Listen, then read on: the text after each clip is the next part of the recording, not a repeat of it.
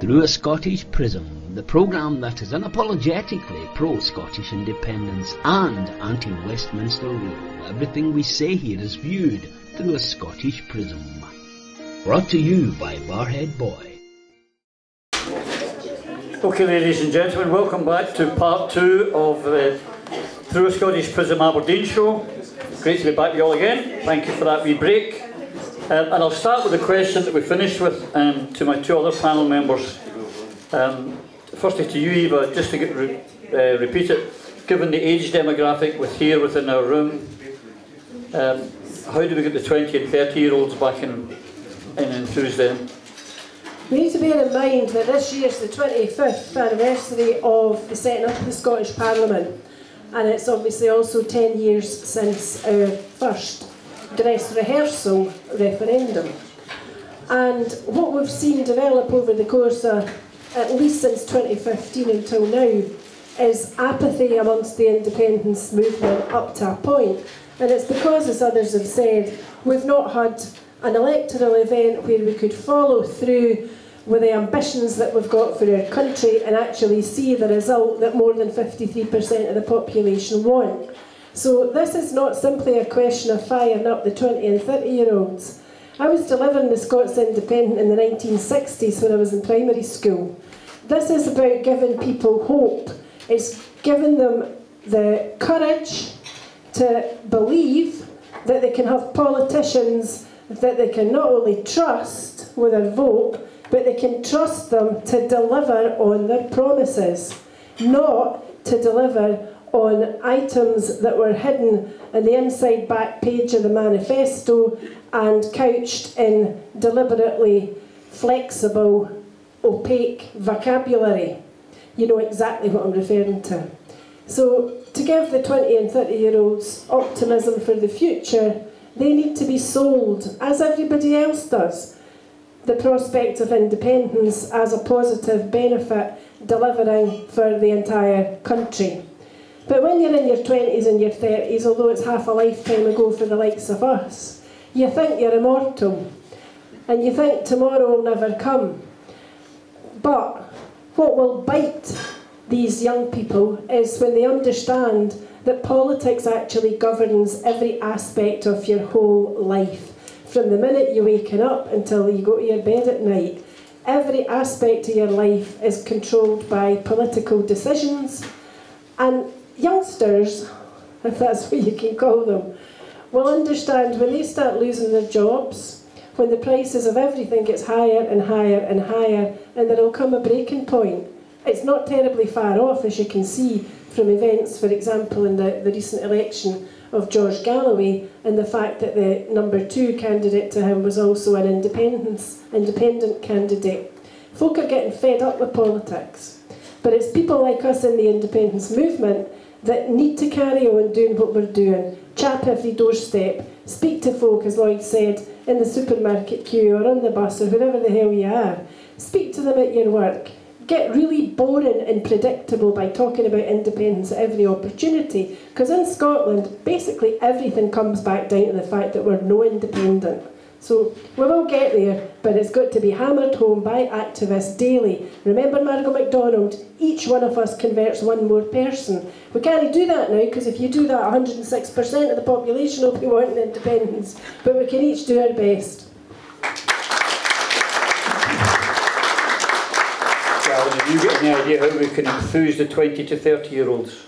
Well, I think it's important that we continue to try to get them involved. A lot of them weren't voting in the referendum. They've come up in it's a new generation that we need to get involved and get going with the campaign. This is too important to just leave to the politicians. I get the impression that some of the professional politicians almost rely on the rest of us being too disengaged to challenge them in what they're doing. It really matters. You can really make a difference by getting involved. I'd maybe take the opportunity on this platform to tell young people and old people who want to get involved, seek out your local Yes group, find out when they're meeting, come along to the meetings. There's plenty to do. We've got a whole country to change. So get involved. Do it at the earliest opportunity.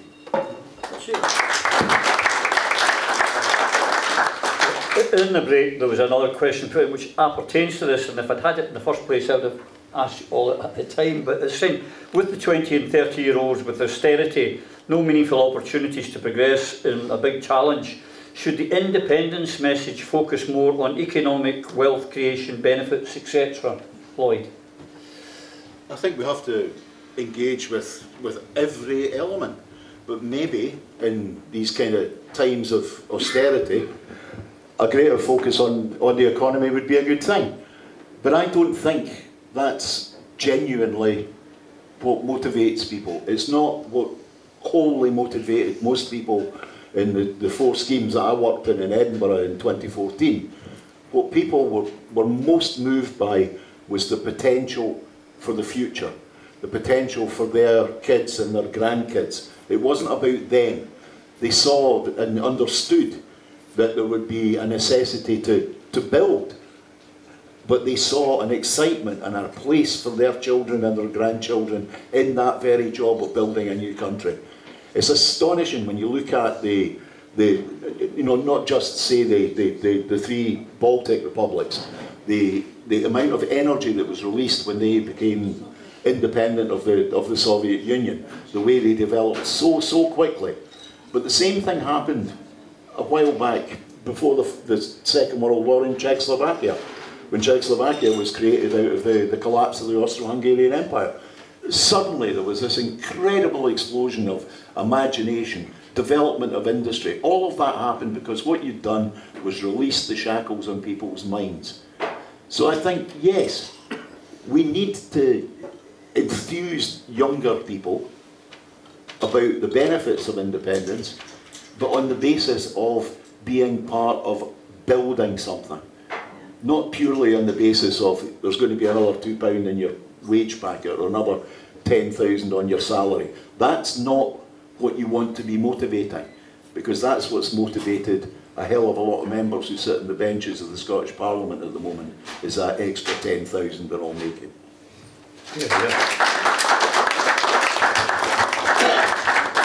Money's never been a motivator for independence for me, Charlie. Do you think concentrating more on the economy would enthuse the youngsters? I think the concentrating on the economy is a sort of thing that will bring your typical person who believes in the union, for example, to vote for independence, because the economy is the constant argument you get from the unionists, and we want to argue about the economy to get unionists to come to understand that independence would be better for Scotland. But to get the young folk, you need to inspire them. Like I say, you'll inspire them with a date, you'll inspire them with a purpose and a reason. And I think the thing to concentrate on is your culture, your identity, and the basic values we have in Scotland of decency and being better and looking after one another. Like, if you go back to 1707 and you think about what they said at that time when they shut the Scottish Parliament, they said it was the end of an owl song. It's time we started singing again. Eva, do you think we should concentrate on the economy or on other matters to get them enthused? Independence for me is about far more than the economy, but the job is to get people enthused and to make sure that they come out and vote. So use any tactic that you can, is my view. We do talk about the economy within the movement. We talk about it a lot. We remember back to the debates in 2014 particularly, where there were arguments about whether or not you'd still get your pension and what was the easiest, quickest way to get kicked out of the EU. Oh aye, that's right, it was to vote yes. Well, look what happened. So we can talk about Brexit and the impact of that, but we're going to keep coming back to the self-same thing. Independence is the only thing that will take Scotland out of the doldrums. Independence is normal. But when you speak about the economy to unionists, they argue that the GERS figures are accurate and that Scotland's a basket case. So if we are going to talk about the economy to get people enthused, we need to talk about practical things that folk can relate to. And one particular line I will never forget, because I think it's an absolute classic, is Sally Hughes, in an independent Scotland you can put the heating back on. That's the messages people are needing to get. I think when you're out there campaigning, one of the most depressing things you can come across is when you have someone who doesn't believe we're capable of being independent. I can have an energetic and an honest debate with somebody who just believes the union is something that they're attached to and they want to do. That's a different beast. You can fence that one back and forward. But to find somebody who doesn't think that we can do it, that's really depressing. Because we have all the resources, we have all the advantages. We've got the natural resources of our country, the skills of our people. We've got many of the institutions that you require. No country that's ever sought its independence from the British state has ever had the advantages that we have. So yeah, I like to try and show people that we can. Nobody should believe that we can't, because that is just dishonest and something that we shouldn't stand for. So yeah, of course we can, and we should. Yes, that one where they say that we're too poor, someone says, oh, we can't afford it. You've got to say to them, well, do you actually think this is a government, or successive governments, who tax your granny's bedroom, who give you to pay the lowest pensions in the world and the lowest welfare in the world because they say we're skin? So why don't they get rid of us if we're such a financial burden? Why do they hang on to us so tight? Because it isn't, as I've said many a time, it's not for our charm that they hang on to us. It's our spondulips. And here's the, what leads me nicely into another question, and this is a cracker. And if I could start with you, Gavin, on this one, and we'll work our way along this way for a change. Are we, us Scots, are we our own worst enemy? And we create the divisions within our independence movement? Yeah, I think we do. I think we have a long and ancient tradition of getting the claymore from the thatch and going attacking our neighbours. Yeah, there's something about this that makes arguments come easy. But I think we make friends fast as well. So I think we can make common cause, and we can we could rise above those who would create mischief. Yeah. It's sometimes a little it's very easy sometimes to cause splits in the movement, and we need to rise above that, and we need to join together, recognise that we're campaigning for the same thing. We don't have to agree on everything, but we do agree on the common thread that flows through. So that's where we should focus, and not let our historic tendency to be a bit clan and tribal about it to trip us up. Indeed. Our football and rugby teams grabbing defeat from the jaws of victory to another level. Eva, are we our own worst enemy? We need to be better together, that's what we need to be.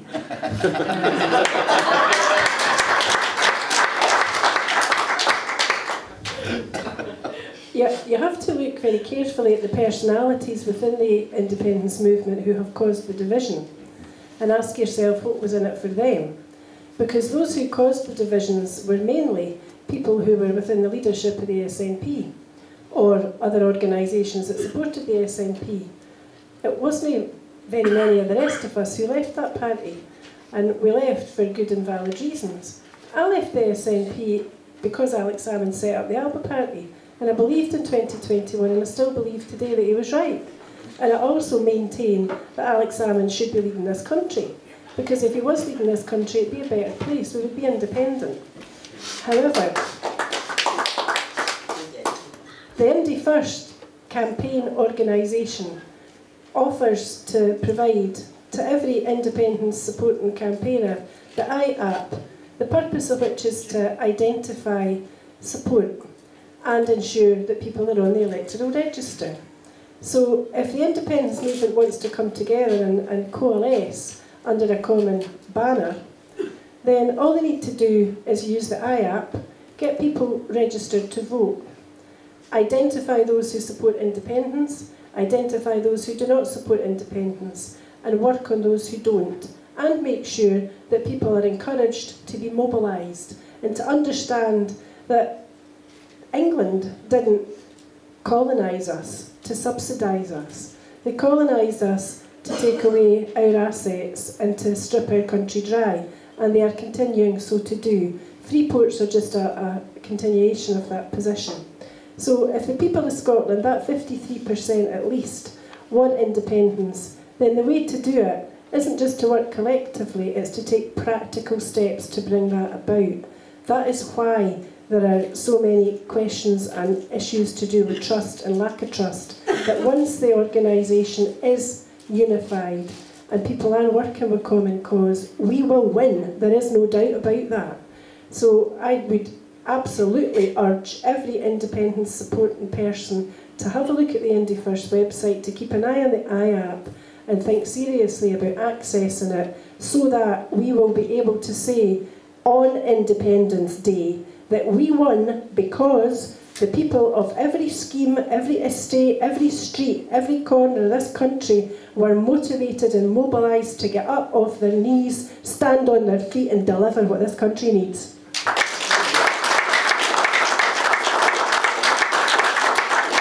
Charlie, are we our own worst enemy? Aye, probably.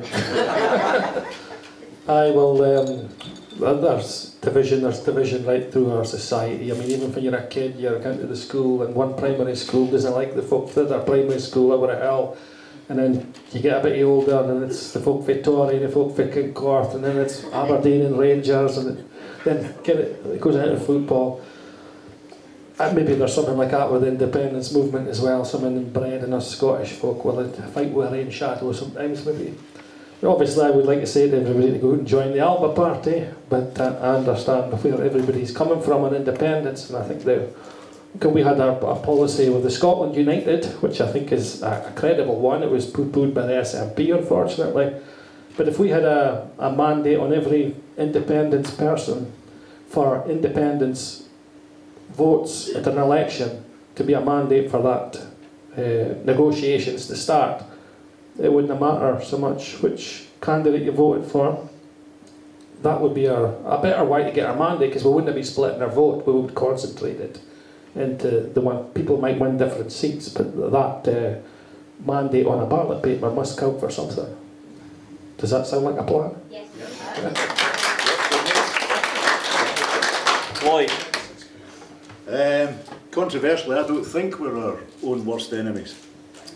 I think the problem is we focus far too much on perceived division.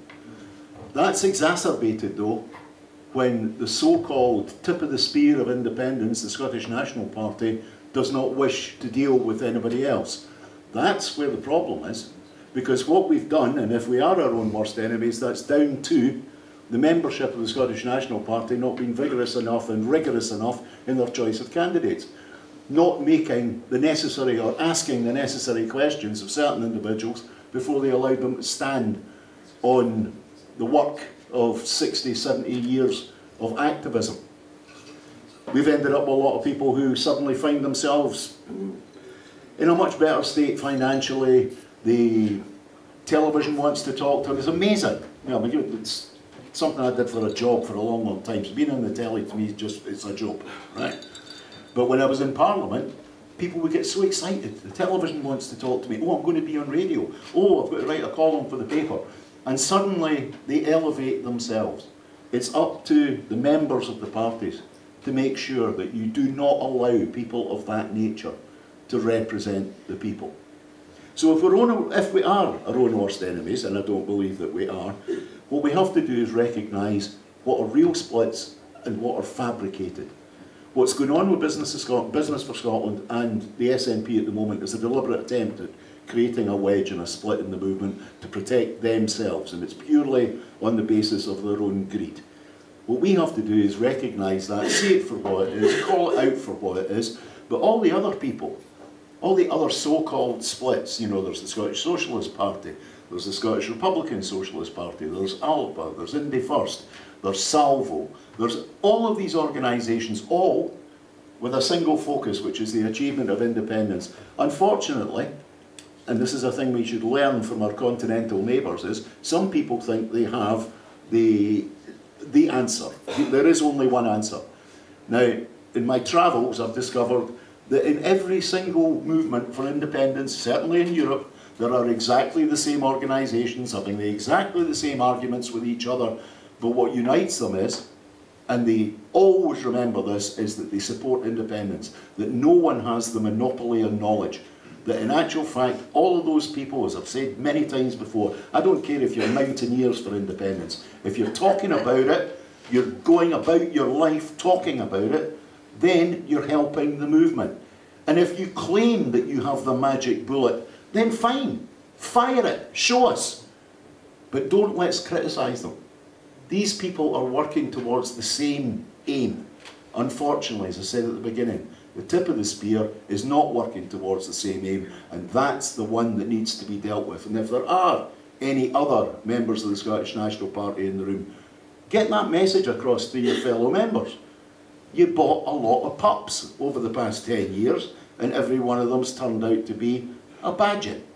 And it's important that we don't allow this to continue. But we can maintain unity in the movement, even when there is division on method. If people support independence, they're on your side. It's what annoys me about the use of this Labour slogan by the SNP at the moment. Rid Scotland of the Tories. What? What the hell's that got to do with anything apart from creating division? There are Tories who support independence, or rather, there are ideological Conservatives who support an independent Scotland and will organise themselves into a Conservative party in an independent Scotland. What are we going to do with them? We're going to send them to Ireland. You know what I mean? It's an absurdity. We cannot on the one hand talk about freedom of speech, freedom and liberty of thought, and then on the other hand say that what you think is completely wrong, so you're out the game. That you have to be removed. That's wrong.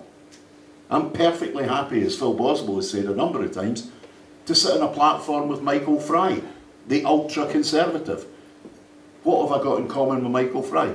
He would mark an X where it says independence.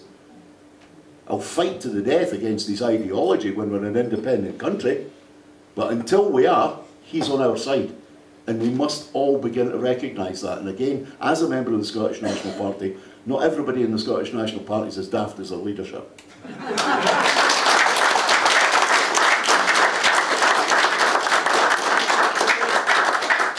What comes over here is the consensus, and the consensus is that we need unity in our movement to get independence. We're not going to do it by being splintered.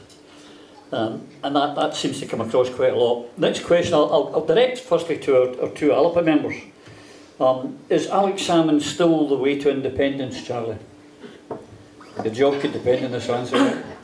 I don't think you could doubt for a second Alex's commitment to independence and his experience and his work ethic. He's a man to unite the movement, I would say. Messiah, is that what you think? No, that's it's written on there. I'm sure he's human, like the rest of us, but I think he's the best man for the job, for the leadership, definitely. Gavin.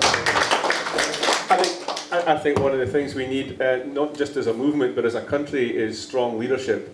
And I think that's something that Alex has brought in the past, can bring again. So I think we need strong leadership figures. I think it would be healthy to have more than one strong leadership figure in the mix, but Alex is a giant in the movement, and I think he can take us forward. I agree. Actually, the reason I wrote down Messiah was because I don't believe that we need a Messiah to lead us to the promised land. I think it's the people. It was actually, and one of the concepts I think behind India first was that it was the yes movement that took us to within 5%. Now remember, we started at 28%, and Alec was a driving force behind that. But by the time we got to September 2014, if you all remember, the politicians were running after the yes group. They couldn't control it, and we were just burgeoning up everywhere. We had them, didn't we? As you say, mountaineers for independence, women for independence, engineers for independence, everything. And that's what happened, and but while I think he's probably the greatest politician of his generation, and he's the greatest politician at the moment, although there's a very low bar, a very low bar, but he is away, streaks ahead of them. But I think we've got to stop this believing that there's a Moses that's going to lead us to glory. As I said earlier, I would never underestimate Alex's political and intellectual skills, and certainly he's up there amongst the best of us. However, if we're going to win our independence, which I want to see this year, as you know, it's going to take far more than one man on his own. What we need to be doing is we need to have teams of people who are committed activists, who are able to host, hold and speak at public meetings the length and breadth of the country. And these should be, in essence, the 2024 souped-up version of the Yes meetings that took place in the run-up to the 2014 referendum. And those meetings should comprise panels of men and women who are able to speak with knowledge about their individual areas of ability, whether that's, for example, Heather McLean talking particularly about education, Teresa, Heather, Denise, Trish talking about women's and single-sex-based rights, Alan Petrie there talking about issues to do with human rights and medical matters particularly. So there are dozens of people in our movement, probably hundreds of people in the independence movement across the country who are not being used to their greatest advantage. We should have a network of contacts, setting up public meetings everywhere so that every single week there's 2 or 3 meetings on talking about the benefits of independence and publicising that as our ultimate aim. Because in the absence of that public engagement, we're going to have a general election where voter apathy is the winner. We've not got the public engagement via the SNP and the Greens as the Scottish Government with the people. The SNP meetings that are taking place in the main are about promoting individual candidates and not a policy of independence. You saw the other day that Hamza confirmed that he's going to ask for a Section 30. Don't ask me my opinion on that, because it's written all over my face. Beyond what they are or are not doing, it's down to the rest of us to get the job done. And it is roll up the sleeves, encourage and motivate other people, make things happen, get folk talking, get adverts in the paper, get letters in the paper. And I know not so many people buy papers now, but they're still there. They're a good source of publicity. Stick stickers up in your car window if you've taken them down for yes, for independence, whatever it is. But the constant narrative has got to be getting away from simple party politics and talking about what our country desperately requires to happen at the general election, and it is independence. You get it by having strong leadership, but you don't get it without public engagement, and that's what's sorely needed.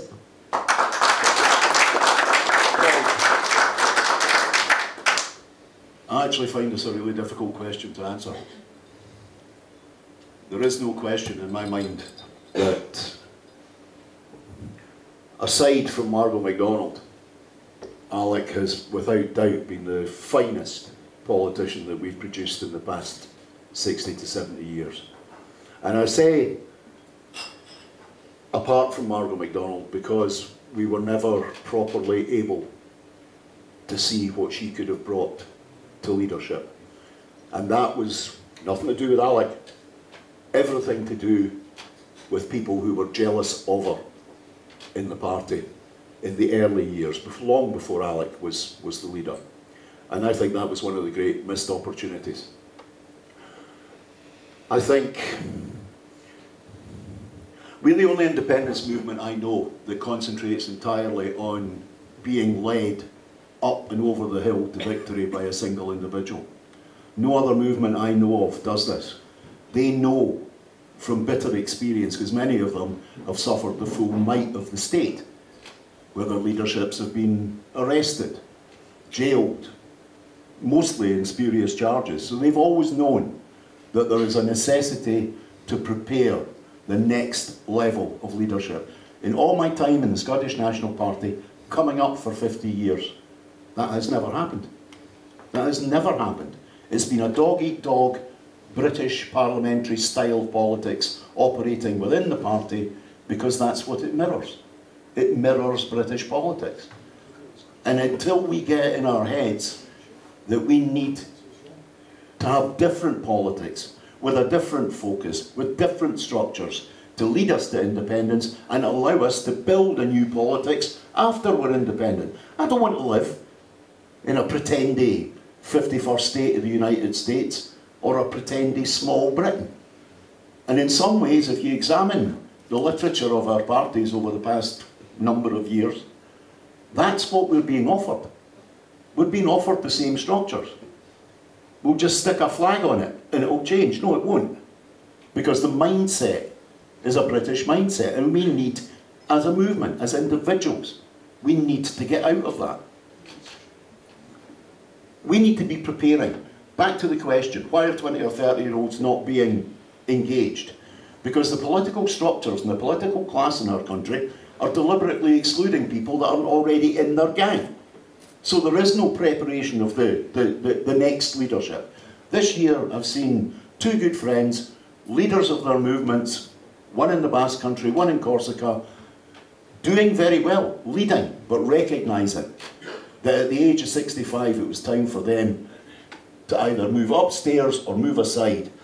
But they could only do that because they'd spent the previous 10 and 15 years preparing the people to take over for them. So you saw a wholesale movement of the entire leadership of the Basque Left movement and of the current government in Corsica. Voluntarily. Why? Because it's country before party.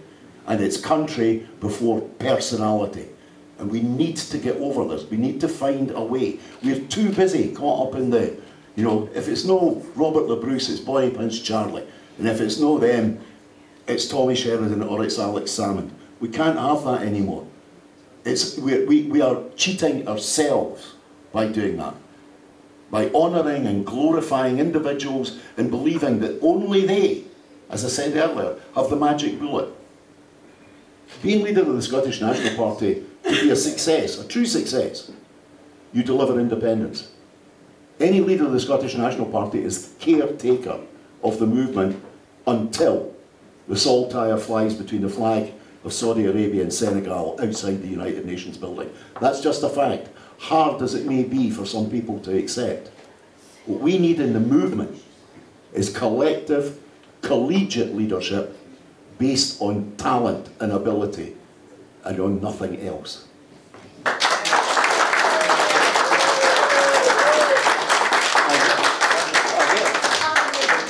I get a feeling that you don't think Nicola's got a secret plan in her bag. Charlie, you wanted to say something. I was just going to say, back to the question about Alex, there's I'm not supposed to say anything, but I'm going to give you a wee bit of a hint. But tomorrow there's a poll comes out. It's showing a big surge in support to Alba Party. It'll come out in the Sunday Times. I can't say more than that, but one of the questions that's in the poll was to SNP members, and it's who should be the leader of your party. And I think the figure is 25% say Alex. And that's SNP members. There you go. So, as Lloyd said, Eva, there is no magic bullet to independence. What should we, the collective here and the people watching, what should we be doing to move the cause forward? You need to put the wind up the currently elected politicians who claim to support independence, and that's what our campaign Independence for Independence has done. There are a lot of very worried SNP candidates wondering whether or not they're going to be opposed by an independent.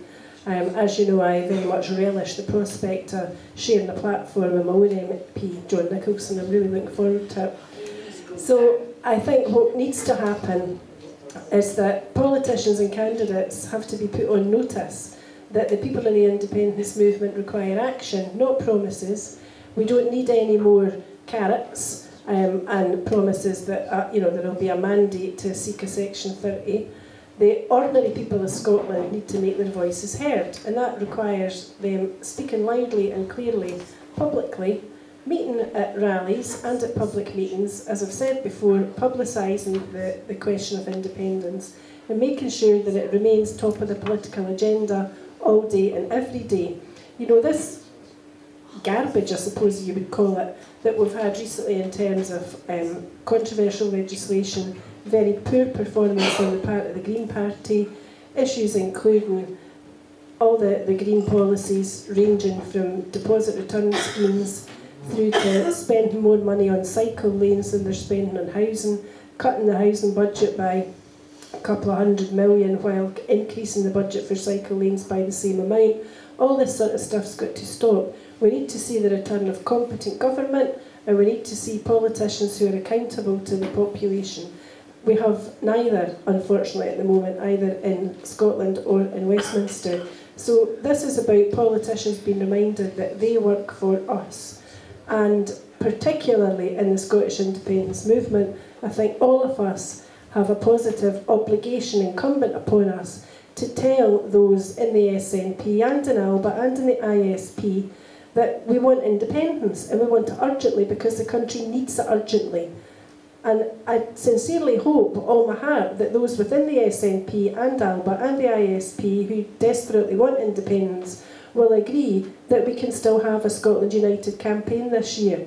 If John Nicholson stands down, I'll be delighted about that, but I'm damn sure I'm not standing down. But there will be people in other areas that can have those conversations, and they can put up one candidate in each constituency who can be the candidate to vote for if you want independence, regardless of what other policies there may be. Alan, there's no magic bullet. I think we're all agreed on that. What do you think we all need to do as a collective to move things forward? Well, maybe fight less and be unified more.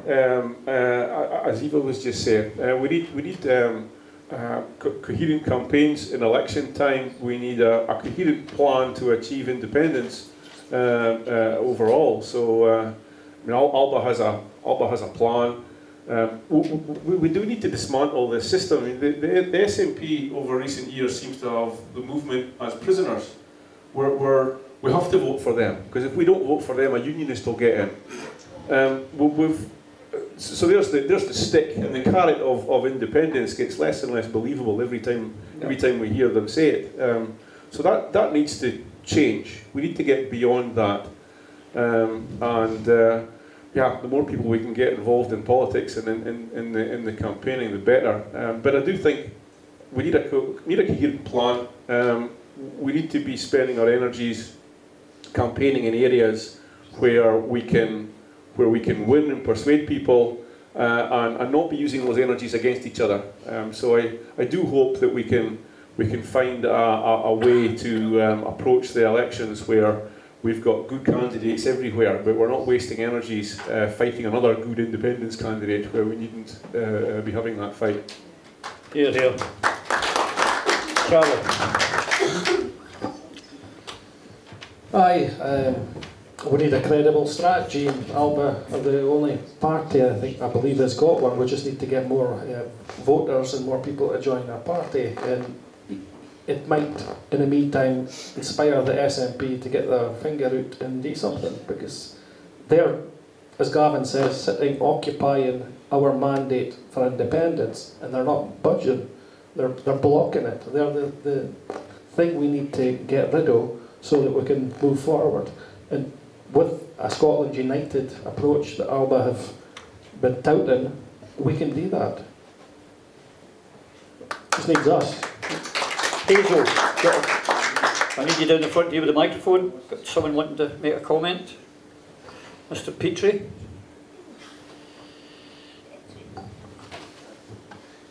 Aye, over the last 10 years, I think the Yes movement has been spending too much time online speaking to our own bubble. But now we have, well, the I-App is going to be launched very soon. That gives everybody the opportunity to go out on the streets. They will have the tool on their phone. So would it be a good idea that when we have the marches, we also have mass canvassing at the same time?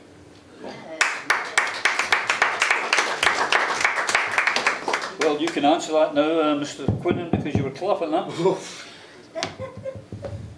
One of the reasons we didn't win clearly in 2014 was people who should have been knocking on doors weren't knocking on doors. They were standing in squares with other people who believed what they believed.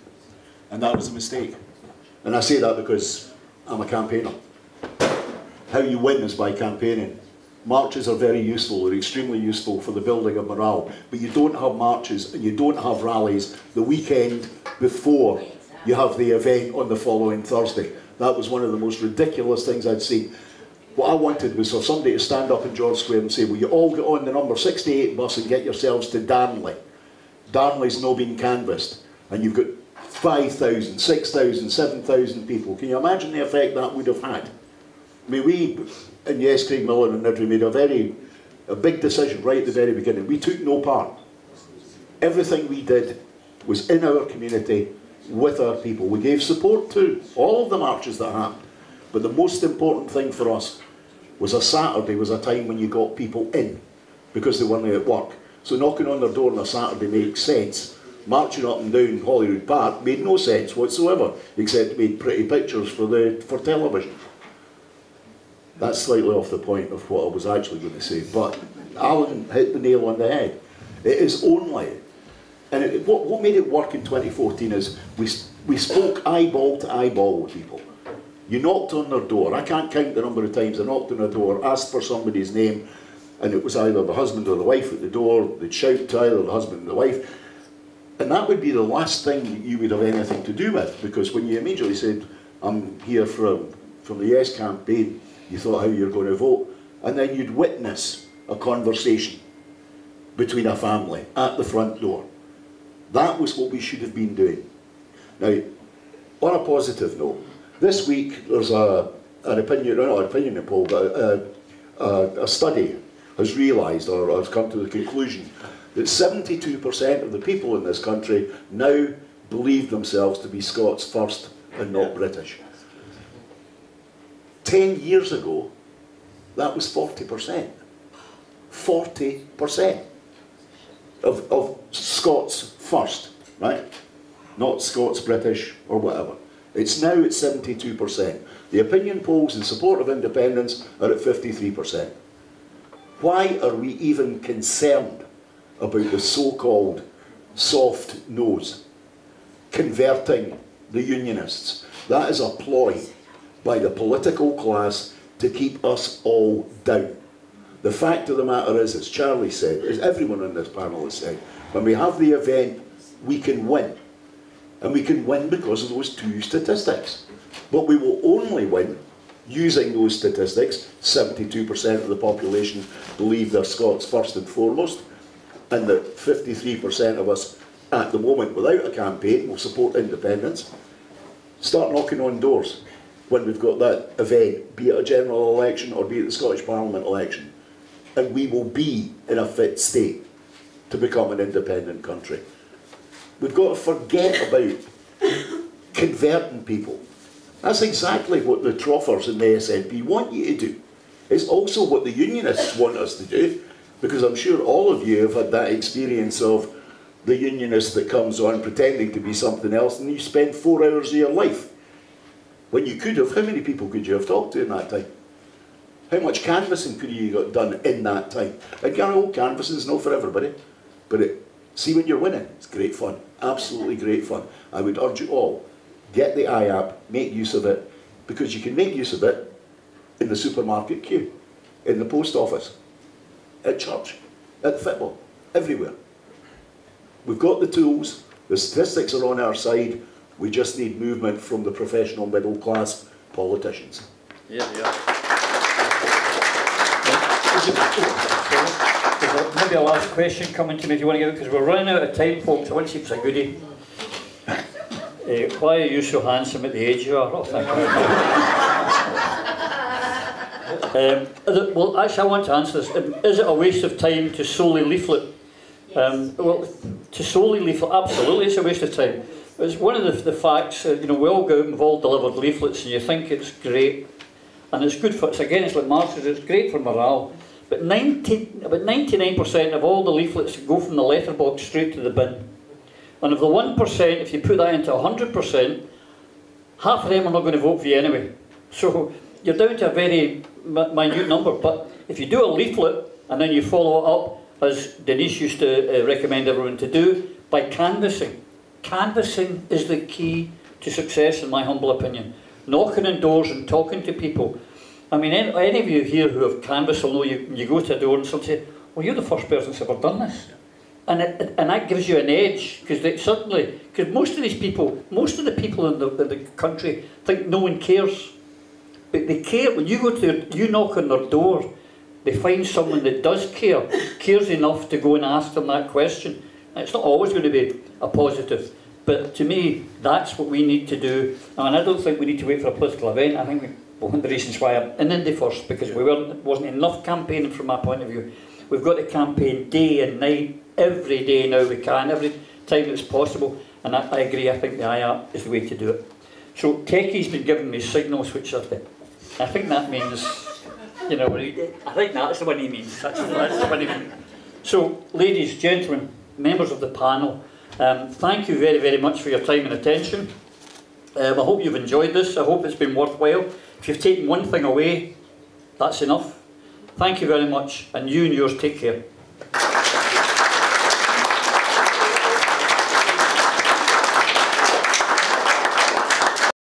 Through a Scottish Prism, the programme that is unapologetically pro-Scottish independence and anti-Westminster rule. Everything we say here is viewed through a Scottish prism. Brought to you by Barhead Boy.